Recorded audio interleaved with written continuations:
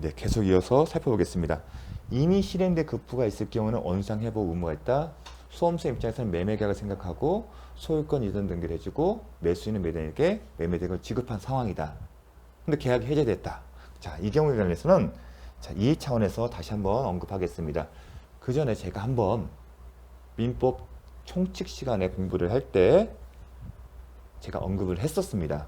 자, 먼저 계약이 성립이 돼서 성립이 되면 원칙적으로 효력이 발생한다.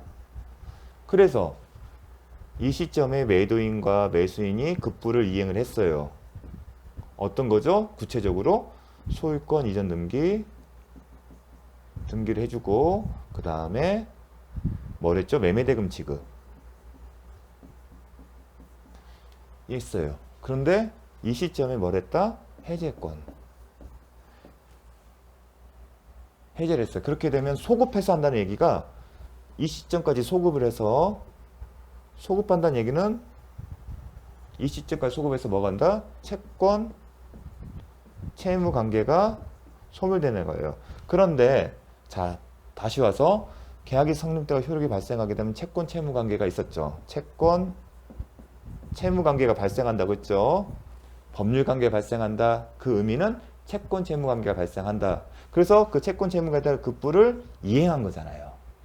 계약이 성립되고 효력이 발생해서 채권 채무가 발생했고 그에 따라서 급부를 이행한 거예요. 그렇죠. 근데 계약이 해제됐어요. 해제됐는데 채권 채무 관계가 소멸했다는 얘기는 없어지네. 이 사람들 매도인과 매수인이 각자 채무를 이행한 이유는 이 채권 채무 관계에 기초해서 한 건데 없어졌어요. 뭘 떠올린다? 급부 부당이득. 이게 급부 부당이득이잖아요. 계약에 따라서 급부를 이행한 건데 그 계약 자체의 효력이 없어진 거나 마찬가지잖아요. 그 경우에 떠오르는 게 먼저 급부 부당이득이에요. 이게 부당이득 반환의 문제예요. 우리가 언제서 했죠? 계약이 무효 취소일 때 언급됐잖아요. 근데 해제도 그때 비교해서 얘기를 했습니다. 계약의 해제의 경우에도 급부 부당이득의 문제예요. 그러면 741조 이하에 부당이득 제목을 해서 쭉 나와 있어요. 뭐가 나오냐? 반환의 범위에 대해서. 민법 제741조 이하에는 선이냐 악의에 따라서 반환하는 범위가 틀려요. 부당이득 반환이라면 부당하게 얻은 이득을 반환하는 문제인데 이 부당이득 맞잖아요. 원칙적으로 채권 채무관계에 기초한 건데 이게 없어졌잖아요. 따라서 급부 부당이득의 반환 문제가 발생하는데 원칙적으로 반환하는 범위는 뭐에 따른다? 741조 이하의 규정에 따라서 그 규정은 선악에 따라서 달라요. 그런데 민법은 해제의 경우에는 특별한 규정을 뒀다. 급부 부당이득의 특칙 548조를 두고 있다 강조했죠. 따라서 계약 해제의 경우에는 548조가 적용된다 얘기를 했습니다. 본래 못은 급부 부당이득인데 계약 해제의 경우에는 특별한 규정을 뒀다. 548조. 거기 뭐로 써 있다? 선악을 구분하지 않습니다. 741조 이하 규정에는 선이냐 악에 따라서 달라지는데 계약 해제 548조에는 선악의 구분이 없이 반환한다. 그게 원상회복 의무예요. 받은 거 있으면 그냥 그대로 돌려주는 겁니다. 선악 구분하지 않고. 이게 이해할 포인트입니다. 그래서 중요한 겁니다. 계약 해제의 경우에는 548조에 따라 반환 범위가 결정된다. 그런데 원상 회복 의무가 있다고 했지 선악을 구분하지 않는다는 겁니다. 그게 중요합니다. 그래서 반환의 범위는 그리고 이익이 남아있냐. 왜냐하면 이 이익의 현존 여부나 선악이 불문하고 이 얘기는 뭐냐면 741조의 부당이득 관련 규정에는 이익이 현존하느냐 아니면 선악에 따라서 반환 범위가 달라지거든요.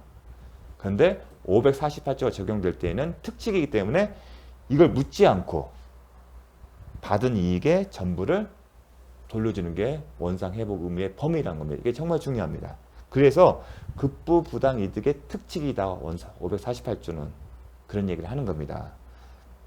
그리고 원상회복 의무는 계약의 모든 당사자가 서로 주고받은 걸 하는 거기 때문에 그 계약 해제의 기책 사유 유무를 누구에게 채무불이행 책임이냐를 묻지 않습니다. 그냥 받은 거 있으면 돌려주는 겁니다.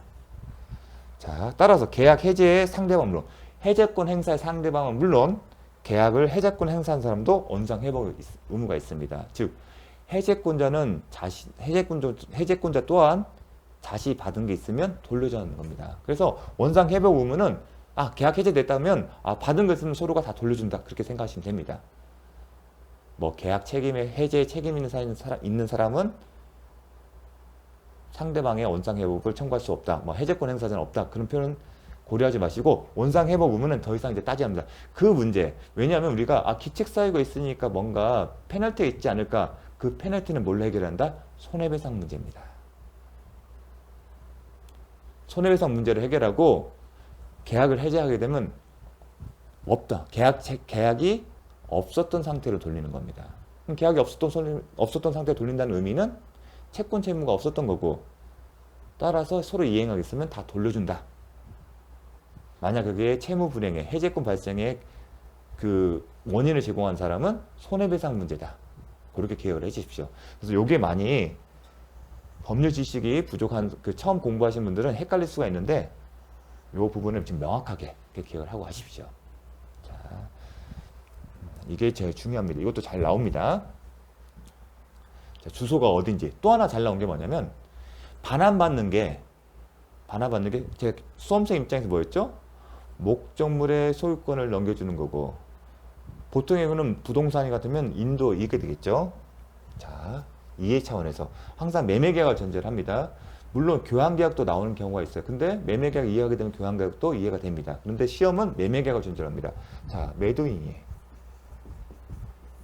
매수인이 있고 그러니까 시험은 소유권을 넘겨주고 목적물의 점유를 넘겨주겠죠.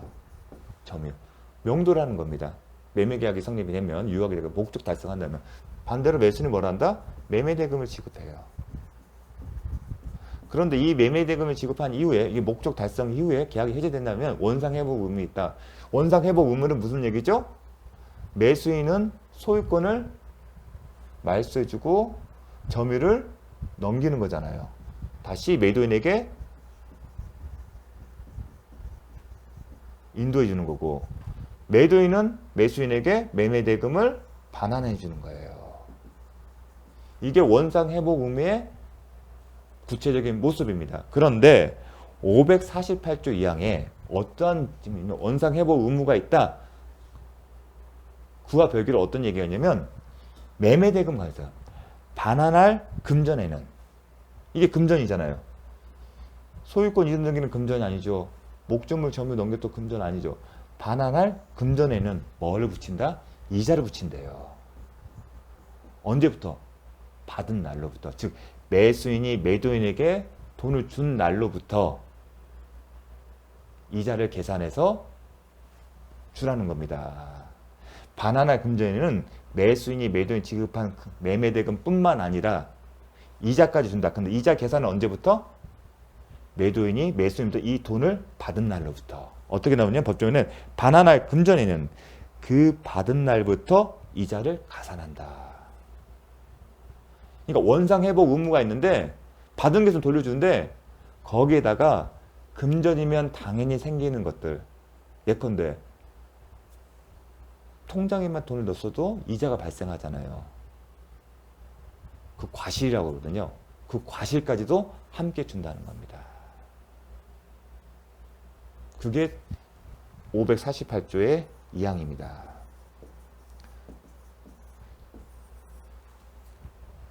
참고로 원칙적으로 부당이득 반환하는 경우에도 이런 비슷한 조항이 있어요. 그 경우에는 어떤 경우냐면 이 수익자가 악의인 경우에만 반환할 때 그 이자까지도 가산하는데 계약 해제의 경우에는 선악 구분 없이 그냥 금전이 있으면 금전의 경우는 반환할 때 이자까지 받은 날로부터 기산해서 이자는 언제부터 언제 계산해야 하잖아요. 기산점은 언제부터?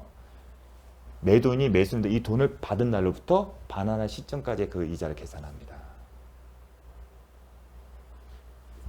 왜냐하면 이 이자는 이 대금의 과실이기 때문에 그러니까 싹 돌려주는 겁니다. 계약 해지하면 그렇게 생각하시면 되겠습니다. 그러면 궁금증이 법정은 그렇게 돼 있어요. 그러면 궁금증으로 이거와 대가 관련된 게 또 있어요. 눈에 보여야 돼요.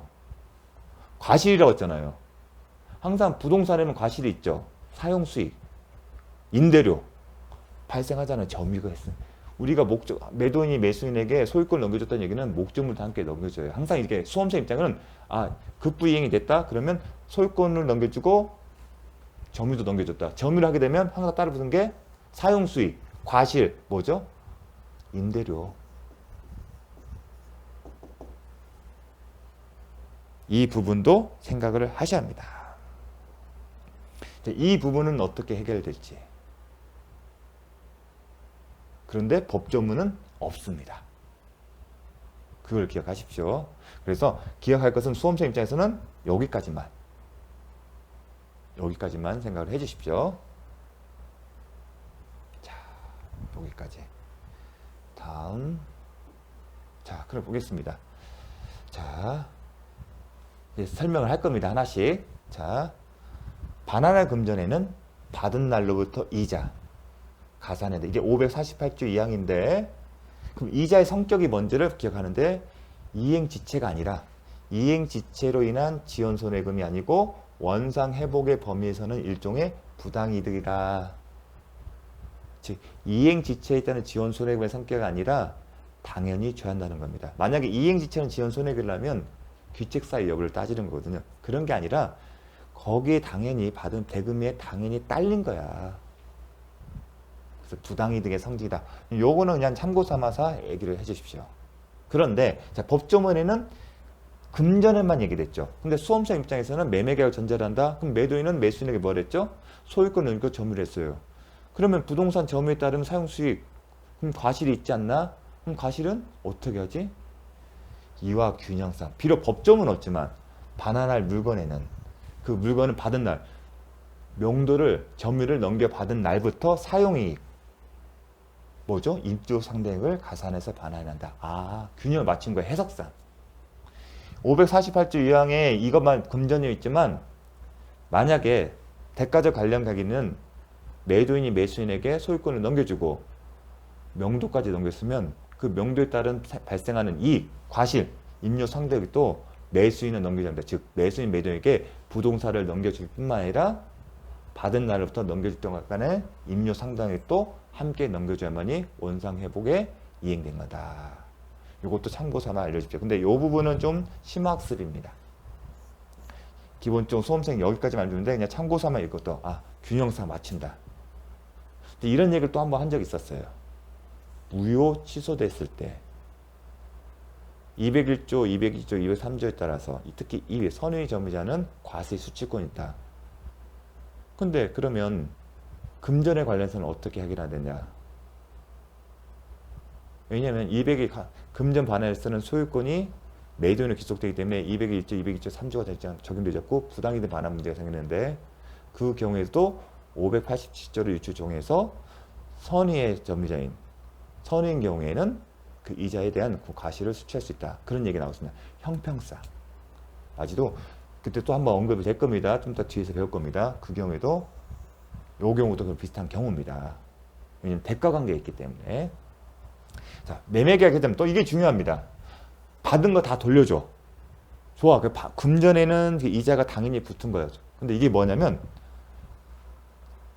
이 사람들이 매매계약 해제하기 전에 이행지체 사유로 지연 손해금을 줬어요. 즉 매수인이 이행기가 도래했음에도 불구하고 이행을 못했고 늦었어요. 그럼 늦은 만큼 지연 손해금이 있을 거 아니에요.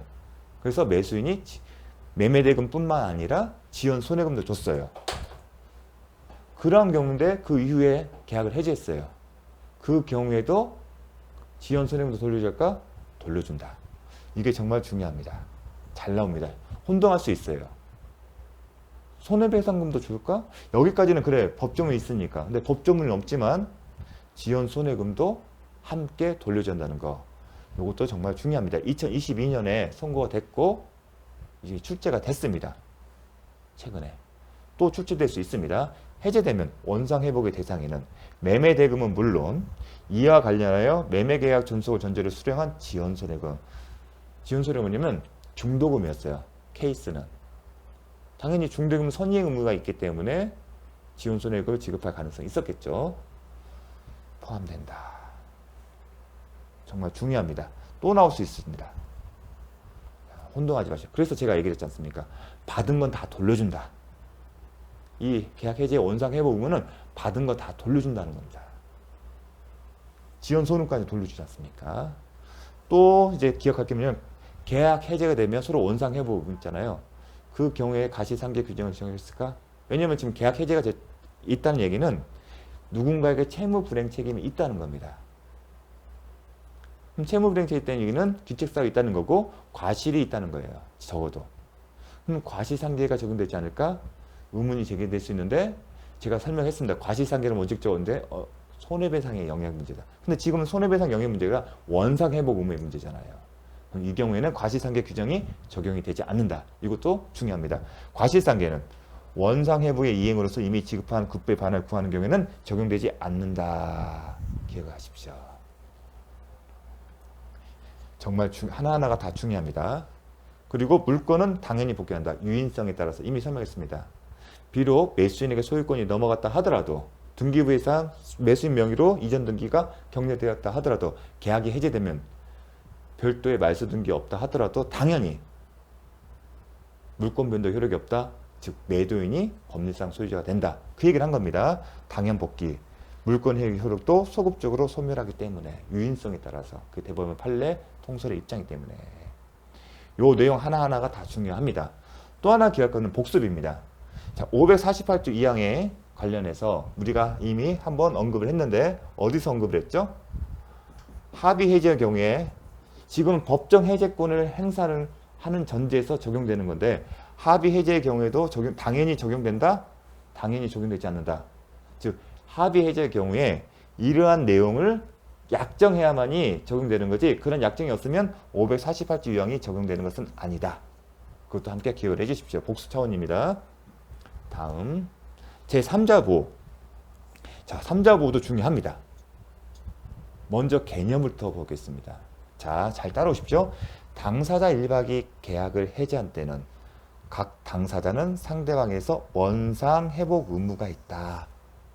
이게 특징이라고 했습니다. 그래서 원상 회복의 의무에 대해서 살펴봤습니다. 근데 원상 회복 의무의 출발점 전제는 뭐죠? 이미 실행된 급부가 있는 경우예요. 채권 채무 관계고 채권 채무는 급부 이행에 문제가 있는데 그 이행이 실행된 경우 이게 중요합니다. 이미 실행된 경우를 전제로 해서 원상 회부가 있다. 실행된 게 급부가 있으면 이거 다시 돌려준 겁니다. 근데 실행된 급부 수험서 입장에서 뭐죠? 보통의 경우는 매매계약이라면 소유권을 넘겨주고 점유도 넘겨주는 거고 또 한편으로는 매수인은 매도인에게 매매계약을 지급한 겁니다. 그런데 단서 붙었어요. 원상 회복 의무가 있다. 그러면 다 모든 거 다 돌려줘야 한다는 얘기입니다. 그런데 제3자의 권리를 해하지 못하고 합니다. 원상 회복 의무가 있는데 즉 계약의 당사자 매도인과 매수인은 각자 받은 것들 다 돌려줘야 합니다. 그렇죠. 등기도 말소를 해줘야 돼요. 그런데 뭐가 붙었다? 제3자의 권리를 해하지 못한다. 원상 회복 의무가 있다. 그러나 제3자의 권리를 해하지 못한다고 합니다. 자, 이해를 위해서 자 기억하십시오. 이미 실행된 급부가 있는 경우에는 원상 회복 의무가 있고 다만 연결해서 이것이 원상 회복이 있는데 그러나 제3자의 권리를 해하지 못한다고 했어요. 이미 실행된 급부가 있다는 전제에서 원상 회복 의무가 있다. 그러나 제3자의 권리를 해하지 못한다. 전제 이 내용을 함께 기억을 해주십시오. 이 전제를 이미 실행된 급부가 있는 경우를 강조를 했습니다. 자, 나중에 왜 제가 강조하는지 설명을 드릴 겁니다. 자, 잠깐 돌아가서 등기부를 보게 되면 자, 간만에 이걸 씁니다. 자, 등기 원인, 등기 목적, 등기 원인, 그 다음에 권리자 써요. 그래서 등기 원인이 뭐 매매에서 갑이었고 다시 매매를 해서 당연히 소유권 이전 등기가 목적일 거고요. 소유권 이전 등기가 목적일 거고 매매해요. 그래서 갑과 을 사이에 매매 계약을 체결해서 을 앞으로 소유권을 이전한 겁니다. 그런데 갑과 을 중 당사자 중 한 명이 매매 계약을 해제를 했어요. 해제를 하게 되면 어떤 이유겠죠? 매매 계약을 해제하게 되면 물권 행위, 을의 등기, 물권 변동 효력 또한 소급적으로 소멸한다. 즉 등기가 됐다 하더라도 효력이 없다. 그 얘기는 갑이 법률상 소유자다. 비록 등기부상 을이 소유자 등기되었다 하더라도 매매계약 해제되면 누가 된다? 갑 앞으로 소유권이 회복된다. 법률상 소유자. 배웠죠? 법률상 소유자. 그러면 원상 회복 의무는 이런 거죠. 그러면 이 상태에서는 무슨 문제가 됐죠? 이전 등기를 말소를 할 의무가 있고 갑은 자신이 받은 매매대금 주면 돼요. 이게 원상 회복 의무예요. 실행된 급부가 있다는 전제로 해서. 이게 그 의미예요. 실행된 급부가 있으면 전제로. 실행된 급부가 있으면 전제로 원상 회복 의무가 있는 거예요. 그런데 계약을 해제하기 전에 지금 계약을 해제했을 때 그 효과에 대해서 살펴봤고요. 계약을 해제하기 전에 무슨 일이 있었냐면, 자, 계약을 해제하기 전에 을이 다시 매매를 한 거예요. 을이 다시 매매를 했습니다. 소위 등 목적으로 해서 병으로.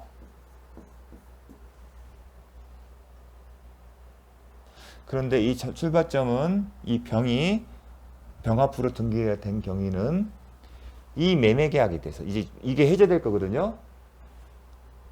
해제되기 전에 해제를 했는데 해제되기 전에 실행된 급부의 이행이 있었죠. 급부 이행이 됐었기 때문에 을과 병 사이에서는 서로 간에 원상 회복 의무가 있잖아요. 그렇죠. 그런데 제3자는 경우는 바로 이런 경우입니다. 실행된 급부가 있었어요. 그러면 갑과 을, 병 사이 서로 원상 회복 의무가 있어요. 그러면 을은 자신의 소유권을 말소할 의무가 있다는 얘기예요. 그런데 단서가 붙었어요. 원상 회복 의무가 있다. 근데 원상 회복 의무는 갑과 을이 서로 매매 계약이 유효하게 성립한 걸 전제로서 각자 생각된 채권 채무를 이행했다는 전제예요. 채권 채무에 따른 급부를 이행했다는 전제에서 원상 회복이 있었어요. 그런데 단서가 됐어요. 이 바탕으로 해서 실행된 이 매매 계약, 해제된 매매 계약을 기초로 해서 급부가 이행됨을 전제로 해서 제3자가 권리를 취득한 거예요. 제가 왜 이걸 얘기를 하냐면 이 제3자의 권리는 해제된 매매 계약에 기초한 이행된 급부가 있다는 것을 전제로 해서 제3자의 개념이 나오는 거예요. 그러면 원칙적으로 원칙적 모순을 하게 되면 해제를 하게 되면 을은 소유자가 기단이다. 소유자가 아니죠. 그럼 갑이 소유자죠. 그러면 병의 등기는 원칙적 모순 뭐죠? 매매계약은 유효해요. 설사 매매계약 체결 당시에는 을의 소유 것으로 생각했지만 결과적으로는 타인 권리 매매예요. 근데 그건 시험이 이제 거기까지는 안 나오는데 이건 타인 권리 매매예요. 계약 해제를 하게 되면. 하지만 타인 권리 매매는 유효하다. 그런데 이 등기는 효력이 있다 없다? 없다. 왜? 여기 물권적 합의라는 게 필요하다 했죠? 물권행위는 처분 권한이 있는 사람이에요. 물권행위는 제가 어떻게 했죠? 물권적 합의와 등기다. 근데 물권적 합의는 처분 권한이 있어야 한다. 처분권 뭐라고 그랬죠? 소유자만이 처분할 수 있다. 그런데 지금 소유자가 누구예요? 갑인데 을이 자신의 소유가 아닌 것을 처분했기 때문에 효력이 없다. 따라서 병의 등기는 효력이 없다. 이게 원칙적 모습이에요. 이게 원칙적 모습이었죠. 이 등기가 왜 물권적 합의가 물권행위가 있는데 거기 물권행위 안에 물권행위는 우리가 어떻게 제 강의 시간에 물권이 뭐라고 했죠? 물권적 합의 플러스 등기다. 근데 물권적 합의는 등기는 사실행위예요. 법률의 어떤 행위가 아니에요. 의사표시가 포함된 게 아니에요. 그냥 사실행위인데 물권적 합의는 법률행위와 마찬가지예요. 근데 물권적 합의가 유효하기 위해서는 뭐가 있습니다? 처분 권한이 있어야 한다. 처분 권한이 있다면 소유자가 처분해야 한다. 물론 소유자로부터 처분 권을 받으면 할 수 있는데 수험생 입장에서는 소유자가 아니면 처분 권한이 없기 때문에 효력이 없다. 그렇게 기억을 하십시오. 그럼 당연히 처분 권한이 없는 사람이 한 거기 때문에 병의 등기는 효력이 있다 없다? 없다. 왜냐면 이 등기가 유효하려면 물권적 합의와 합의 자체가 유효하기 때문에. 물권적 합의가 유효하지 않기 때문에 효력이 없어요. 이게 원칙적 모습이에요. 따라서 병은 계약 해제 효과에 따라서 말소하는 게 원칙이에요. 근데 제가 항상 있죠. 이런 경우에 항상 보호 규정이 있는지를 보라고. 허위 표시일 때, 사기 강박 취소일 때, 비진의 의사표시의 취소일 때, 착오를 취소할 때는 3자 보호 규정이 있다고 했죠. 원칙적 모습은 다 말소를 하지만. 근데 계약 해제에 단서 규정이 있어요. 제3자의 권리를 해하지 못한다. 그 제3자는 이 사람은 제3자에 해당된 거예요. 그런데 기억할 게 뭐냐면 무조건 제3자가 되는 게 아니라 이 사람의 제3자는 기본적으로 물권과 같은 대세적 효력을 취득한 사람이에요. 왜냐하면 또 기억할 게 뭐냐면 이 제3자가 분명히 해당돼요. 이 사람은. 근데 그 제3자 개념은 대세적 효력이에요. 대세적 효력. 대세적 효력은 누구든지 자신의 권리를 주장할 수 있어요. 그럼 누구예요? 물권자예요. 대세적 효력을 가지고 있는 것은 물권자예요. 즉 물권을 취득한 사람이에요. 근데 수험자 입장은 소유권을 취득한 사람이에요.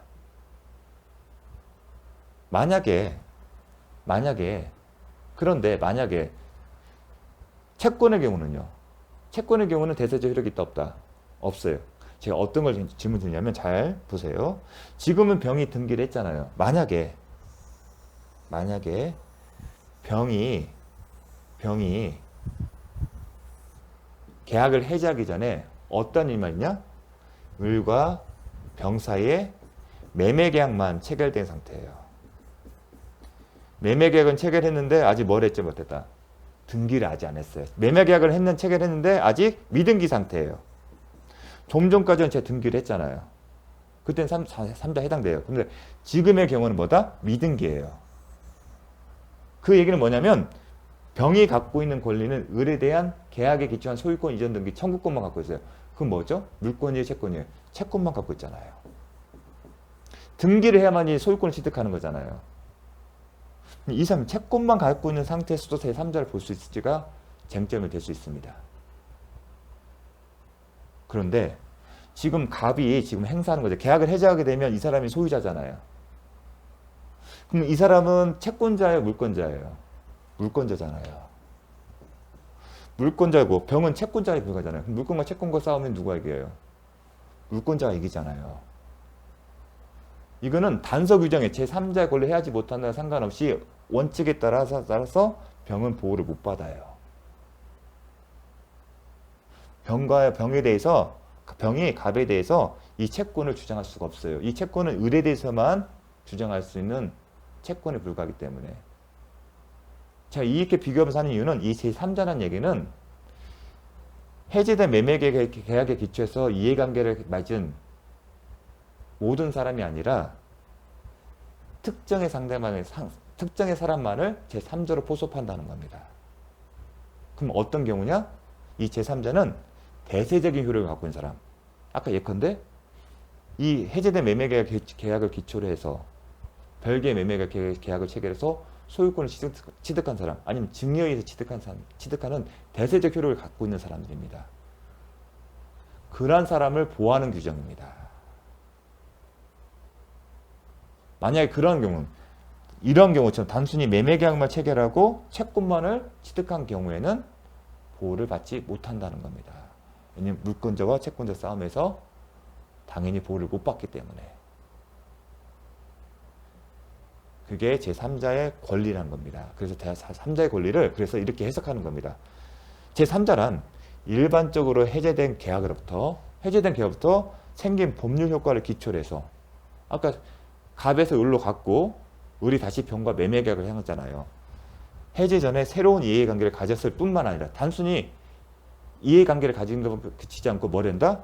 등기, 인도 등으로 권리를 취득한 사람이다. 뭐라고요? 등기, 인도. 근데 인도는 중요치 않아요. 수험생 입장은 등기 등으로 권리 취득한 사람, 이게 무슨 얘기냐면 대세적 효력을 갖고 있는 사람. 수험생 입장에서는 소유권을 취득한 사람, 부동산에 대해서.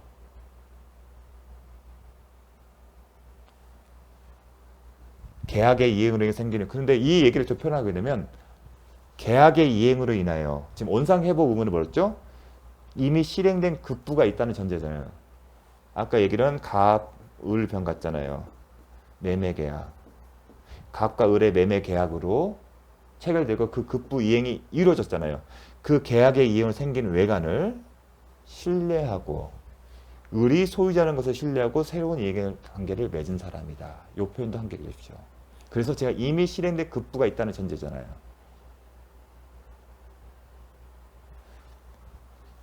매매 계약을 해서 생긴 외관이 바로 을 앞으로 등기가 된 거잖아요. 이것도 중요한 개념입니다. 나중에 3자 해당되지 않느냐를 판단하는 기준이기 때문에 생긴 외관을 신뢰하고 실질적으로 새로운 이해관계를 맺은 사람이다. 그래서 등기로 권리를 취득한 사람이다. 이 표현은 바꿔 말하면 계약으로 인하여 생긴 외관을 신뢰하고 실질적으로 이해관계를 맺었는데 뭘 갖춘다? 등기도로 대세적 효력을 가져야 합니다. 그 개념입니다. 왜 이게 강조하냐면 허위 표시나 우리 허위 표시 108조 했을 때 외형상 형성된 법률관계 위치로 실질적 이해관계를 맺은 사람이 제3자라고 했지, 더 나아가 등기 등으로 권리 취득한 사람 표현을 안 썼어요. 근데 왜 여기서는 나오냐? 앞에 원상회복 의무가 있다는 규정 때문에 그렇습니다.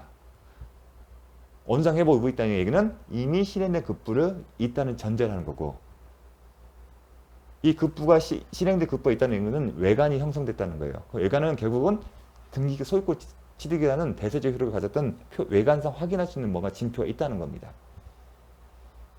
그래서 차이가 있다는 것을 설명한 겁니다. 왜 허위 표시할 때는, 그래서 허위 표시는 제3자에 해당되지만 이 경우에는 해제와 관련 548조에서는 3자가 해당되지 않는 경우가 있습니다. 그 경우에는 이런 개념 때문에 그렇습니다. 3자에 대한 그 개념 달라요. 허위 표시하고. 그 출발점 어디냐? 원상 회복 의무가 있다. 그러나 제3자의 권리를 해하지 못한다. 이 제3자는 설명을 드렸죠. 대세적 효력을 갖고 있는 사람이라고. 그리고 원상 회복 의무가 있다는 얘기는 전제가 이미 실행된 급부가 있다는 거고, 그 의미는 계약으로 이행으로 생긴 외관이 존재해야 한다는 겁니다. 그럼 외관은 결국은 등기가 되어 있다는 겁니다. 결국은 이 외관은 결국은 등기라고 읽으시면 돼요. 등기. 그래서 이런 특징 때문에 제3자 548조 제3자와 우리가 민법 총칙 때 배웠던 108조 이하 규정의 3자와 다릅니다. 그 경우에 3자에 해당된 사람이 이 경우에는 3자에 해당되지 않아요.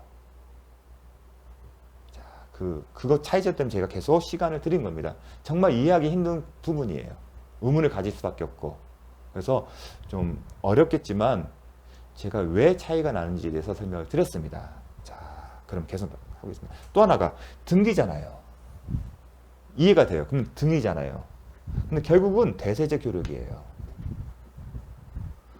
그래서 대부분의 처음에 판례들은 해제되기 전 그 매매계 기초에 생긴 외관, 즉 매수인과 다시 매매계약을 체결해서 등기를 취득한 사람, 아니면 매수인의 채권자가 매수인 명의 재산을 생성해서 뭐 가압류 등의 등기를 한 사람들, 그런 사람들을 이제 제3자에 해당돼요. 그런데 더 나아가서 채권의 경우는 해당이 되지 않는다고 했죠. 대세적 효력이 없기 때문에. 하지만 대항력을 취득한 채권의 경우에는 예외적으로 제3자에 해당됩니다. 어떤 경우? 이제 주택 임차인. 주택 임차인이 대항력의 요건을 갖추면 대항력이 생기잖아요. 그 대항력 결국은 대세적 효력과 유사해요. 누구든지 주장할 수 있잖아요. 물권자들, 소유자가 변동되도 하더라도 대항력을 주장할 수 있잖아요. 즉 비록 채권이지만 대항 요건을 가지게 되면 물권과 같은 대세적 효력이 발생합니다. 그런 경우에는 마찬가지 부합됩니다. 그래서 채권이지만 그래서 주택 임차인도 잘 언급이 되는 거예요. 또 채권이지만 등기된 경우도요. 등기된 임차권이 물권은 아니에요. 여전히 채권이지만 등기가 되면 그땐 대세적 효력의 표현이 아니라 대항력이 있다. 원칙적으로 채권 대항력이 없어요. 하지만 등기가 되거나 아니면 주택임대차 보호법에 따라서 대항 요건을 갖추면 대항력이 있다. 그 대항력 누구 상대로? 새로운 소유자, 물권자에 대해서 하는 거죠. 자, 그래서 이제 제3자를 이제 이렇게 구분합니다. 대부분 교과서나 아니면 수험서는 이렇게 구분합니다. 부동산에 관해서 부동산 소유권을 취득한 매수인. 아까 이게 케이스잖아요. 아니면 교환계약을 통해서도 물건을 취득한 경우 있죠. 취득한 매수인으로부터 물건을 아까 소유권을 취득한 사람 병.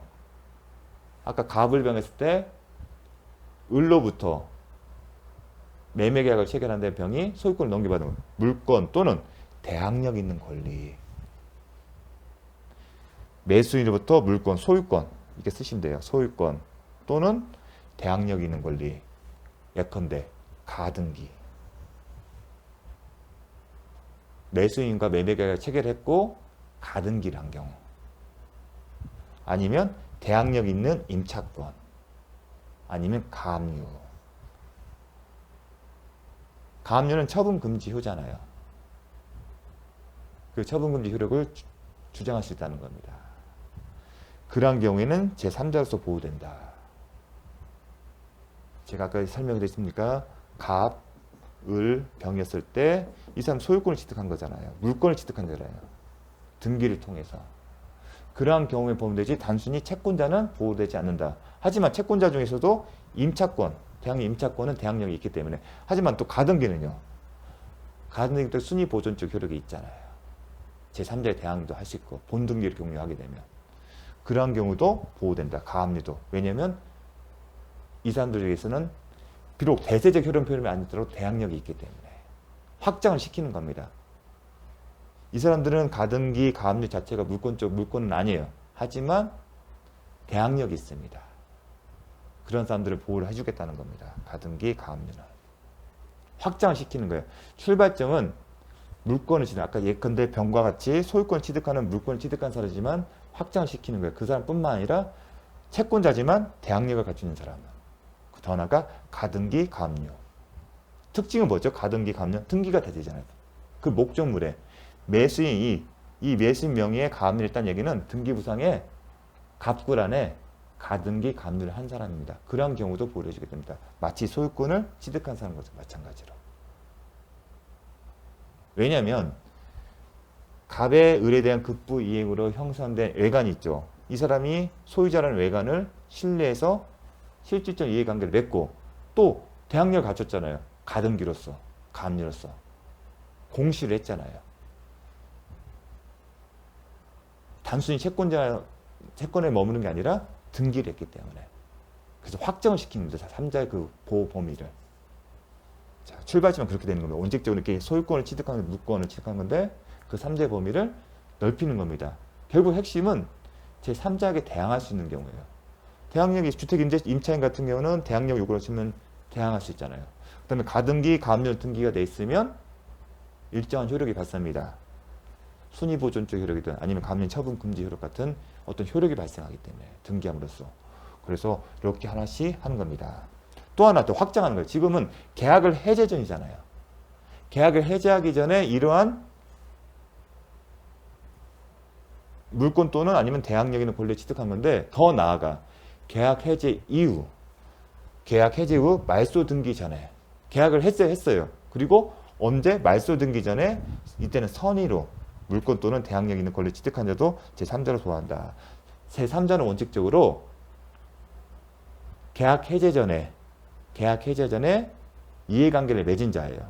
자, 이걸 이제 구분하셔야 합니다. 급부 이행이 이루어졌고요. 이에 기초해서 제3자가 권리를 취득했어요. 이 권리라는 것은 물권 또는 대항력 있는 권리 등이에요. 그런 다음에 해제가 이렇게 이루어진 거예요. 순서가. 이게 지금 원칙적인 모습이에요. 그런 경우에 이 제3자는 보호된다는 거예요. 그런데 두 번째 뭐다? 자, 이제 순서가 다른 거예요. 급부 이행이 이루어지고 해제가 이루어졌어요. 그런 다음에 제3자가 권리를 취득한 거예요. 다르죠. 그러한 경우는 앞서 경우는 선악의를 따지지 않습니다. 그런데 계약을 해제한 이후에 제3자가 권리 취득한다. 물권을 취득하거나 대항력 있는 권리를 취할 때는 뭐란다? 선의인 경우에. 이 선의한 경우는 계약 해제 사실을 몰랐다는 겁니다. 계약 해제로 말미암아 소유권이든 말소 등기 의무가 있다는 것을 모르는 경우나 그럴 때는 선의인 경우에만 보호된다. 확정시킵니다. 보호하는 거를. 출발점이 달라요. 앞서의 경우에는 급부이행이 있고 제3자가 권리를 취득하고 그 다음에 해제가 있어요. 그 경우에는 선악을 따지잖아요. 하지만 지금은 선악을 따지는 경우가 어디입니다? 계약 해제 이후에 제3자가 권리를 취득한 경우입니다. 그 경우에는 선의자만 보호를 된다. 다르다는 것을 아시고 합니다. 계약 해제 후 말소 등기 전에 선의로 물권 또는 대항력의 권리를 취득한 자도 3자로서 보호된다. 여기까지 세트로 기억을 해 주십시오. 자, 잠시 쉬었다가 계속 살펴보도록 하겠습니다.